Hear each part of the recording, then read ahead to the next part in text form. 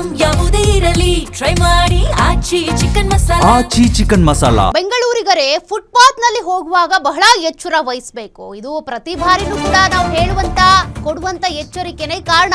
ಬೆಂಗಳೂರಿನಲ್ಲಿ ರಸ್ತೆಗಳು ಹೇಗೆ ಹದಗೆಟ್ಟಿವೆ, ಎಲ್ಲೆಲ್ಲಿ ಏನೇನಾಗಿದೆ ಆ ಸ್ಥಿತಿಗತಿಯನ್ನ ಪ್ರತಿದಿನ ಗಮನಿಸ್ತೀರಾ ನೋಡಿ. ಫುಟ್ಪಾತ್ ನಲ್ಲಿ ಚರಂಡಿ ಕಾಮಗಾರಿ ನಡೀತಾ ಇದ್ರೆ ಬಹಳ ಹುಷಾರಾಗಿರ್ಬೇಕು. ನೀವು ನೋಡದೆ ಕಾಲಿಟ್ರೆ ನೀವು ಚರಂಡಿಗೆ ಬೀಳೋದಂತೂ ಗ್ಯಾರಂಟಿ. ಅಂಥ ಫುಟ್ಪಾತ್ ಮೇಲೆ ಹೋದ್ರೆ ಅಪಾಯ ಪಕ್ಕ. ಅಧಿಕಾರಿಗಳ ನಿರ್ಲಕ್ಷ್ಯಕ್ಕೆ ಜೀವ ಹೋದ್ರೂ ಕೂಡ ಅಚ್ಚರಿ ಇಲ್ಲ. ಕಾಮಗಾರಿ ವೇಳೆ ಚರಂಡಿ ಮುಚ್ಚಿಸಿಲ್ಲ ಅಧಿಕಾರಿಗಳು. ದೃಶ್ಯವನ್ನ ನೀವು ಗಮನಿಸ್ತಾ ಇದ್ದೀರಿ ನೋಡಿ. ಆ ರೀತಿಯ ಒಂದು ಹಲಗೆಯನ್ನ ಇಟ್ಟು ಹೋಗಿದ್ದಾರೆ. ಪಾಪ ನೋಡದೆ ವ್ಯಕ್ತಿ ಆ ರೀತಿಯಾಗಿ ಹಲಗೆ ಮೇಲೆ ಕಾಲಿಟ್ಟಿದ್ದಾರೆ. ಚರಂಡಿಲಿ ಬಿದ್ದು ಹೋಗಿದ್ದಾರೆ. ವ್ಯಕ್ತಿ ಆ ಚರಂಡಿ ಒಳಗೆ ಬಿದ್ದಿರುವಂತ ದೃಶ್ಯ ಗಮನಿಸ್ತಾ ಇದ್ದೀರಿ. ಚಾಮರಾಜಪೇಟೆಯ ಸಿರ್ಸಿ ಸರ್ಕಲ್ ಬಳಿ ನಡೆದಿರುವಂತ ಘಟನೆ. ಸ್ಥಳೀಯರು ಕಾಪಾಡಿದ್ದಾರೆ ಅವ್ರನ್ನ. ಜಿಬಿಎ ಮಾಡುವಂತಹ ಕೆಲಸಗಳು ಸಾರ್ವಜನಿಕರಿಗೆ ಸಾಕಷ್ಟು ಕಿರಿಕಿರಿ ಉಂಟು ಮಾಡ್ತಾ ಇದೆ. ಸದ್ಯ ನಾನಿರುವಂತದ್ದು ಚಾಮರಾಜಪೇಟೆಯ 9ನೇ ಮೇನ್ ರಸ್ತೆಯಲ್ಲಿದ್ದೀನಿ. ಈ ಒಂದು ರಸ್ತೆಯಲ್ಲಿ ಜಿಬಿಎ ಅಧಿಕಾರಿಗಳು ಕಳೆದ 6-7 ತಿಂಗಳಿಂದ ಕಾಮಗಾರಿಯನ್ನ ಮಾಡ್ತಿದ್ದಾರೆ. ಚರಂಡಿ ಕೆಲಸ ಆಗಿರ್ಬೋದು, ವೈಟ್ ಟಾಪಿಂಗ್ ಕೆಲಸವನ್ನ ಮಾಡ್ತಿದ್ದಾರೆ. ಆದ್ರೆ ಅಭಿವೃದ್ಧಿ ಕಾಮಗಾರಿಗಳು ಬೇಕು, ಹಾಗಂತ ಹೇಳಿ ಸಾರ್ವಜನಿಕರಿಗೆ ಸಮಸ್ಯೆ ಮಾಡುವಂತದ್ದು ಎಷ್ಟು ಸರಿ ಅನ್ನುವಂತ ಒಂದು ಪ್ರಶ್ನೆ. ಯಾಕೆಂದ್ರೆ ನಾವೀಗ ದೃಶ್ಯದಲ್ಲಿ ಕೂಡ ತೋರಿಸ್ತಾ ಹೋಗ್ತಾ ಇದ್ದೀನಿ. ಒಂದು ಸರ್ಕಲ್ ಅಲ್ಲಿ ಅಧಿಕಾರಿಗಳ ನಿರ್ಲಕ್ಷ್ಯ ಯಾವ ರೀತಿಯಾಗಿದೆ ಅಂತಂದ್ರೆ, ಪೀಕ್ ಅವರ್ ಅಲ್ಲಿ ಕಿಲೋಮೀಟರ್ ಗಟ್ಟಲೆ ಟ್ರಾಫಿಕ್ ಜಾಮ್ ಆಗುತ್ತೆ. ಅಂತಹ ಒಂದು ಅವ್ಯವಸ್ಥೆಯನ್ನ ಜಿಬಿ ಅಧಿಕಾರಿಗಳು ತಂದಿಟ್ಟಿರುವಂತದ್ದು. ನಾನು ತೋರಿಸ್ತಾ ಇರುವಂತಹ ಜಾಗ ಏನಿದೆ ಇದು ಫುಟ್ಪಾತ್. ಈ ಫುಟ್ಪಾತ್ ಕಾಮಗಾರಿ ನಡೀತಾ ಇದೆ. ಅದಾದ ಬಳಿಕ ಅಂದ್ರೆ ಯಾವುದೇ ಒಂದು ಕಾಮಗಾರಿ ಆಯ್ತು ಅಂದ್ರೆ ಸಾರ್ವಜನಿಕರಿಗೆ ಸುರಕ್ಷತೆಯನ್ನು ಕೊಡಬೇಕಾದಂತದ್ದು ಮೊದಲ ಆದ್ಯ ಕರ್ತವ್ಯ. ಆದ್ರೆ ಇಲ್ಲಿ ನಾನು ನಿಮ್ಗೇನು ಸ್ಲ್ಯಾಬ್ ಅನ್ನ ತೋರಿಸ್ತಾ ಇದ್ದೀನಿ. ಇಲ್ಲಿ ಕಳೆದ 2-3 ದಿನಗಳ ಹಿಂದೆ ನಡ್ಕೊಂಡು ಬಂದಂತಹ ಒಬ್ಬ ವ್ಯಕ್ತಿ ಏಕಾಏಕಿ ಚರಂಡಿ ಒಳಗಡೆ ಬಿದ್ದೋಗ್ತಾರೆ.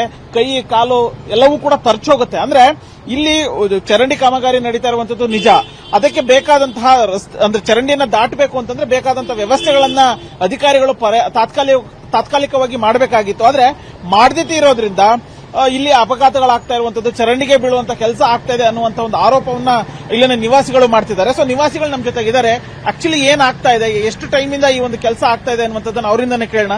ಸರ್, ಈಗ ಎಷ್ಟು ಟೈಮಿಂದ ಈ ಕೆಲಸ ಆಗ್ತಾ ಇದೆ, ಏನ್ ಸಮಸ್ಯೆ ಆಗ್ತಿದೆ ಸರ್? ಸರ್, ಇದು ಹೆಚ್ಚು ಕಡಿಮೆ 1 ತಿಂಗಳಿಂದ ಈ 9th ಕ್ರಾಸ್ ನಲ್ಲಿ ಕಾಮಗಾರಿ ನಡೀತಿದೆ. ಇದನ್ನ ನಾವು ಅವರು ಜೊತೆಲೆ ನಿಂತು ಕೆಲಸ ಮಾಡೋದಕ್ಕೆ ಈ ಮಟ್ಟಕ್ಕೆ ಮುಗಿದಿದೆ. ಮತ್ತೆ ಏನು 5ನೇ ಮುಖ್ಯ ರಸ್ತೆ ಇದೆಯಲ್ಲ, 5ನೇ ಮುಖ್ಯ ರಸ್ತೆ ಕೆಲಸ ಸ್ಟಾರ್ಟ್ ಮಾಡಿ ಸರಿಸುಮಾರು 1.5 ವರ್ಷಗಳಿದೆ.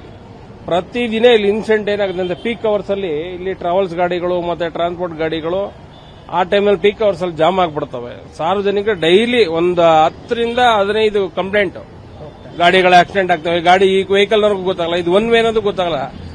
ನೋಡ್ತಾ ಇರ್ಬೋದು ಗಾಡಿಗಳು ಆಗೋದು. ಒಂದಕ್ಕೊಂದು ಗಾಡಿಗಳು ಟಚ್ ಆಗ್ತಾರೆ. ಅವರಿಬ್ರು ಕಿತ್ತಾಟದಲ್ಲಿ ಜನಗಳಿಗೆ ಇಲ್ಲಿ ತೊಂದರೆ ಆಗುತ್ತೆ. ಟ್ರಾಫಿಕ್ ಸಿಕ್ಕಾಪಟ್ಟೆ ಜಾಮ್ ಆಗ್ತದೆ ಸರ್. ಇದು ನಮ್ಮ ಈ 9th ಕ್ರಾಸ್ 1 ತಿಂಗಳಿಂದ ನಡೀತಿದೆ.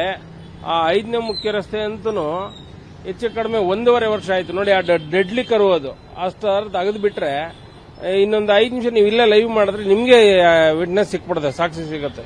ಗಾಡಿಗಳು ಆಕ್ಸಿಡೆಂಟ್ ಆಗೋದು, ಒಬ್ರಿಗೊಬ್ರು ಬೀಳೋದು, ಹೇಳೋದು, ಇದೆಲ್ಲ ನಿತ್ಯ ಇದು ಒಂಥರ ಹಿಂಸೆ ಆಗ್ಬಿಟ್ಟಿದೆ. ಹಾಗಾಗಿ ಇದನ್ನ ಸಂಬಂಧಪಟ್ಟ ಇಲಾಖೆಯವರು ಅವ್ರು ಬಂದು ನಮ್ಗೆ ಇಲ್ಲೊಂದು ಅವಶ್ಯಕತೆ ಅತಿ ಮುಖ್ಯವಾಗಿರೋದಂದ್ರೆ ಒಬ್ಬ ಟ್ರಾಫಿಕ್ ಪೊಲೀಸ್ ಬೇಕಾಗಿದೆ. ಅಂದ್ರೆ ಇದು ನಿವಾಸಿಗಳು ಹೇಳ್ತಾ ಇರುವಂತಹ ಮಾತು. ಅಂದ್ರೆ ಅಧಿಕಾರಿಗಳು ಯಾವ ರೀತಿಯಾದಂತಹ ಒಂದು ಅಭಿವೃದ್ಧಿ ಕಾಮಗಾರಿಗಳನ್ನ ಮಾಡ್ತಾರೆ, ತ್ವರಿತಗತಿಯಲ್ಲಿ ಮಾಡಬೇಕು. ವಿಳಂಬ ಗತಿಯಲ್ಲಿ ಒಂದು ಕಾಮಗಾರಿ ಆಗ್ತಾ ಇದೆ ಅಂತಂದ್ರೆ ಸಾರ್ವಜನಿಕರಿಗೆ ಸಾಕಷ್ಟು ಕಿರಿಕಿರಿ ಆಗ್ತಾ ಇದೆ. ಜೊತೆಗೆ ಟ್ರಾಫಿಕ್ ಸಮಸ್ಯೆಯನ್ನ ಕಂಟ್ರೋಲ್ ಮಾಡಬೇಕಾದಂತಹ ಜವಾಬ್ದಾರಿ ಸಂಚಾರಿ ಪೊಲೀಸರು, ಅವರು ಕೂಡ ಇಲ್ಲಿ ನಾಪತ್ತೆ ಆಗ್ತಾರೆ. ಸೊ ಪೀಕ್ ಅವರ್ ಅಲ್ಲಿ ಸಾಕಷ್ಟು ಟ್ರಾಫಿಕ್ ಸಮಸ್ಯೆ ಆಗುತ್ತೆ. ಸೊ ಅವ್ಯವಸ್ಥೆಯಿಂದ ಸಾರ್ವಜನಿಕರು ಬೀಳೋದು, ಹೇಳೋದು ಎಲ್ಲದೂ ಕೂಡ ಆಗುತ್ತೆ. ಸೊ ಆದಷ್ಟು ಬೇಗ ಈ ಒಂದು ಸಮಸ್ಯೆಗೆ ಪರಿಹಾರ ಕೊಡಿ ಅನ್ನುವಂತಹ ಒಂದು ಒತ್ತಾಯವನ್ನ ಮಾಡ್ತಿದ್ದಾರೆ. ಕ್ಯಾಮರಾ ಪರ್ಸನ್ ಪ್ರದೀಪ್ ಜೊತೆ ಉಲ್ಲಾಸ ಸ್ಕಿರ್ವಾಸೆ, ಗ್ಯಾರಂಟಿ ನ್ಯೂಸ್, ಬೆಂಗಳೂರು.